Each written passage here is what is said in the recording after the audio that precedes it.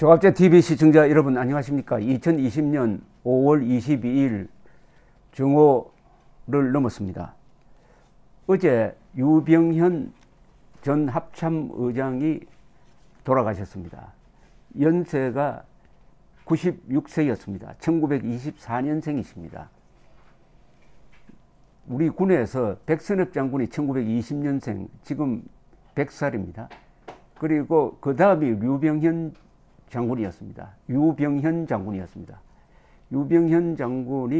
오랜 투병 끝에 별세하셨습니다. 유병현 장군은 일제시대 때는 학병으로 나가서 중일전쟁에 참전했고 6.25 전쟁 그리고 월남전 때는 맹호사단장으로 참전을 해서 20세기의 3대 전쟁에 실전에 참여한 분입니다. 그리고 이분은 군사에 대한 지식이 아주 풍부한 사람입니다.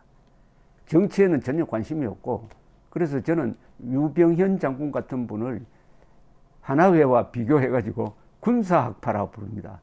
군사 분야에 정통한 분들, 하나의 스쿨입니다. 그래서 유병현 장군이 키운 분들이 그 뒤에 한국군의 아주 근간에 있으면서 이 정도 세계적 강군을 만들었습니다.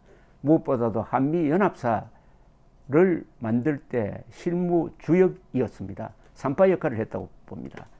그래서 2013년에 유병현 장군의 회고록을 우리 조갑제닷컴에 낼 때 제목을 한미연합사 창설의 주역이라고 붙였습니다.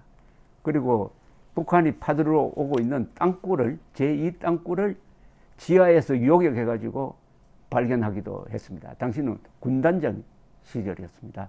그래서 뭐 대가첩 대책본부장도 하셨고, 합참의장, 한미연합사 부사령관, 맹호 부대 사단장, 그러니까 실전 경험도 많고, 그 다음에 이것을 학구적으로 또 정책적으로 뒷받침하는데, 또 마지막에는 주미대사도 하셨어요.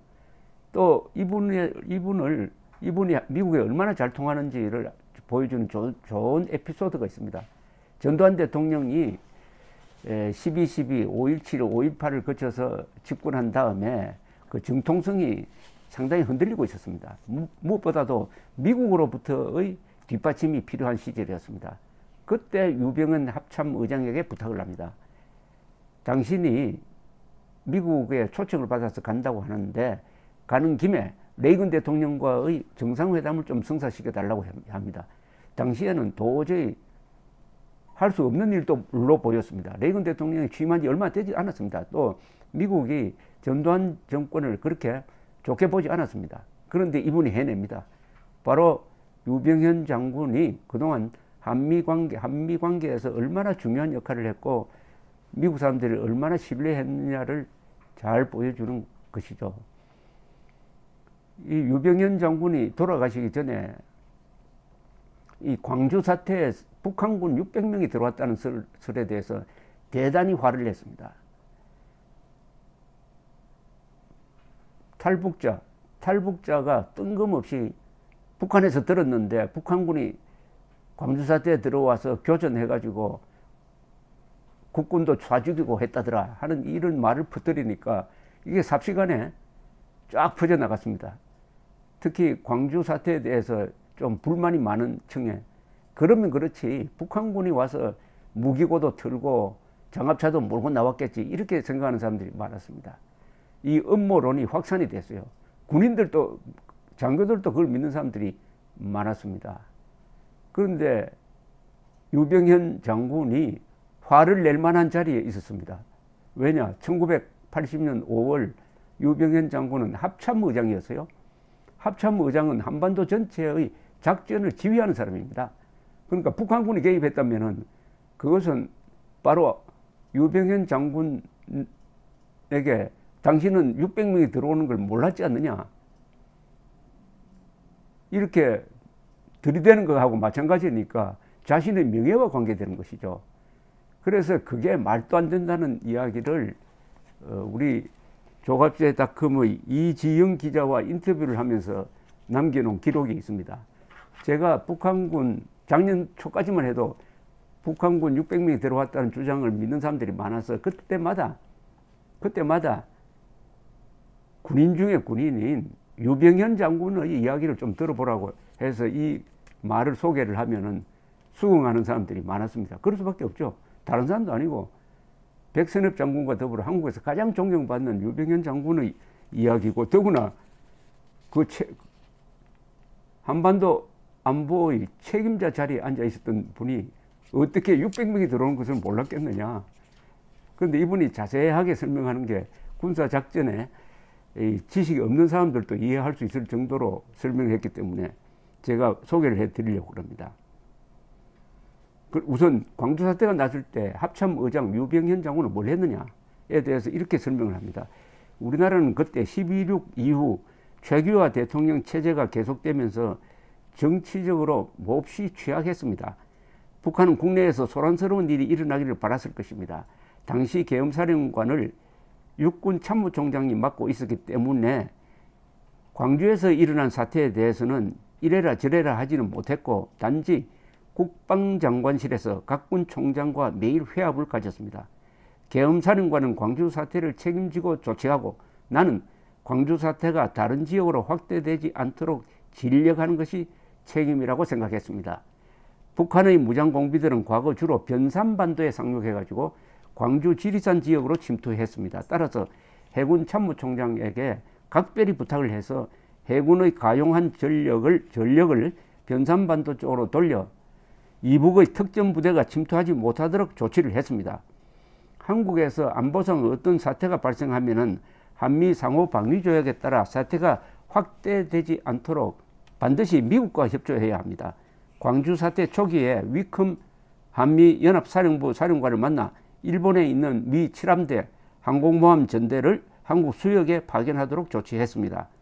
북한에 절대 광주 사태를 악용하려 하지 마라. 그와 같은 행동을 취할 경우 한미 연합군은 철저한 대처를 하겠다는 경고를 주려는 의미도 있었습니다. 아사히 신문을 이용해 가지고 매일 미 7함대 동태를 보도하도록 했습니다. 북한에 정보가 들어가도록 쓰고 싶은 대로 쓰라면서 보도 통제도 하지 않았습니다. 또 하나, 미 국무성으로 하여금 북한은 광주 사태에 절대 편승하지 말라, 경거망동하지 말라는 경고를 발표하도록 했습니다. 이 정도를 했다는 겁니다. 그러니까 합참의장이 놀고 있었던 게 아니라는 이야기입니다. 당시에 계엄령 체제입니다. 그러니까 해안이 철저하게 봉쇄되었습니다. 그런데 600명이 어디서 날라옵니까? 600명이 들어오면 그것은 선전포고 상황입니다. 만약 600명이 정말 광주에 진입했다 하면은 위컴 당시에 유엔군 사령관은 유엔을 대표해가지고 북한에 경고하고 그 다음에 선전포고 해가지고 전쟁 상태로 돌입했을 가능성도 있습니다. 600명입니다. 600명이 들어올 수 있느냐에 대해서 우리 유병현 장군은 대간첩 대책본부장을 해서 이 사정에 대해서 바삭하게 아는 분입니다. 이분 아까 말씀드렸지만 전투, 전략, 행정, 교육 부분에 대해서 실무적 지식이 그렇게 디테일한데까지 정통한 분이었습니다. 우선 수속 능력을 따집니다. 600명이 오려면 수속 능력이 있느냐, 북한군에. 600명 규모의 북한군 1개 대대가 서해안을 통해 광주에 침투했다는 탈북자 임모 씨의 주장을 일소에 붙였습니다. 즉 600명을 수송하기 위해서는 상당한 수의 선박이 필요합니다. 북한은 당시 600명 정도의 병력을 수송할 수 있는 상비된 선박 부대가 없었어요. 무장공비를 침투시키기 위한 고속정들은 있었습니다. 70, 80톤 정도인데 20여 명의 정원에 불과했습니다. 600명을 태우려면 도대체 고속정이 몇 대나 필요합니까? 이북은 조선 기술 수준이 낮았습니다. 외국의 90배를 헐값에 사와 사용하곤 했습니다. 광주 사태가 발생하고 600명을 보낸다? 수송 능력이 없었습니다. 광주 사태는 예측 가능했던 사건이 아닌 돌발 사건이었습니다. 이런 돌발 사건에서는 아무리 북한이라고 해도 600명이라는 부대를 편성하고 교육해서 출동 명령을 내리는 데는 시간이 걸립니다. 이런 작전을 할 때는 사전에 현지에 정찰조를 미리 보냅니다. 그리고 인도하는 병력이 있어야 본대가 들어갈 수 있는 것 아닙니까?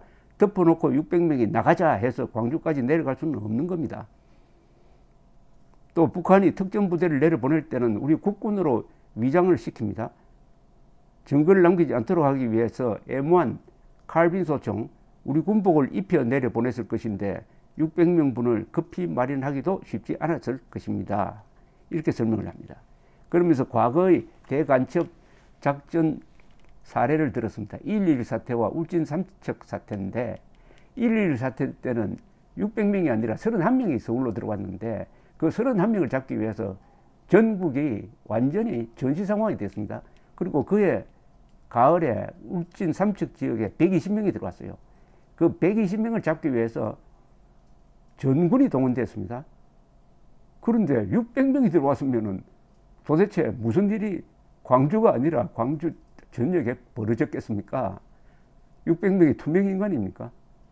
문제는 이런 황당한 이야기를 믿는 장교, 장성들도 지금도 있다는 사실입니다. 참 이거 비참한 이야기입니다. 전쟁을 하지 않는 군인들입니다. 지금 우리 국군은 전쟁을 해본 적이 없는 군인들입니다. 월남전에 참전했던 군인들도 한 사람도 없습니다. 그러니까 이 게을러가 터져가지고 이런 음모론에 넘어가고 더구나 이 광주 사태 600명을 믿는 그룹이 요사이 사전투표 조작론에 또 빠져가지고 헤매고 있습니다.